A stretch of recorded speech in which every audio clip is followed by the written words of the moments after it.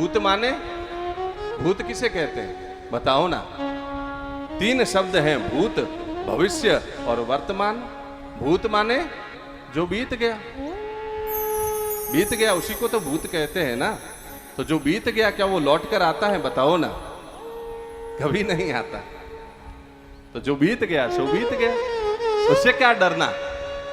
महाराज जीते जी तो डरते नहीं, जीते जी तो उस आदमी के सामने आप आंखें निकालते हो, मारामारी करते हो, गालियां निकालते हो, और मरने के बाद उससे डरते हो।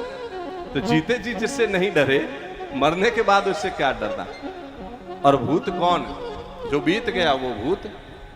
इसलिए सावधान होना, कभी भूत प्रेतों की बातें आ जाती हैं संसार में, कई लोग करते हैं। भूत प्रेतों की बातों को लेकर कभी डरना मत। और कोई आपको कह देना कि आपके घर में भूत है, आपके घर में प्रेत है, तो भी महाराज बात मानना मत, कभी मत मानना। हाँ, ये योनि तो होती है, मैं इस योनि को इनकार नहीं करता। ध्यान से सुनना, मेरी व्यासपीठ इस योनि को तो स्वीकार करती है कि प्रेत योनि होती है। जैसे मनुष्य योनि वैसे प्रेत योनि, योनि तो होती है, लेकिन महाराज वो कष्ट किसे देती है ये ध्यान देने की बात है। ध्यान से सुनना, प्रेत किसे कष्ट देते हैं, अंधकार को कहां पीड़ा होती है बताओ ना। एक दिन अंधेरे ने जाकर के और देवताओं से शिकायत की, अंधेरे ने जाकर देवताओं से शिकायत की।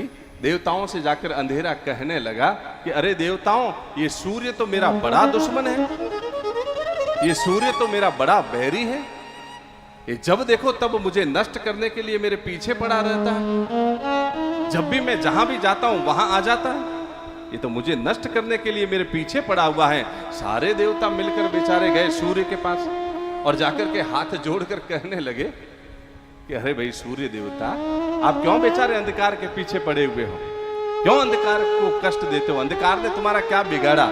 सूर्य हंसते हुए कहने लगा कि अंधकार, कौन अंधकार, कहां है अंधकार, मुझे जरा दिखाओ तो सही, अंधकार है कहां।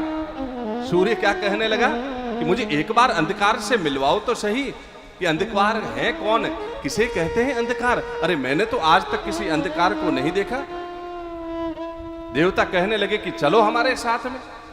गए सूर्य को लेकर, और ज्यों ही गए अंधकार को कहा कि आ, हम सूर्य देवता को लेकर आए हैं, आज तुम्हारा समझौता करवा देते हैं। लेकिन महाराज जहां सूर्य होता है वहां कहां अंधकार आ पाता है बताओ ना। सूर्य ने तो कभी अंधकार को देखा ही नहीं। हमारा घर, हमारा जीवन और हमारे घर का आंगन सूर्य की तरह बनाइए। आपके घर में रोज रामायण का पाठ होना चाहिए, आपके घर में रोज गीता का पाठ होना चाहिए, आपके घर में रोज भागवत का एक अध्याय आप पढ़िए।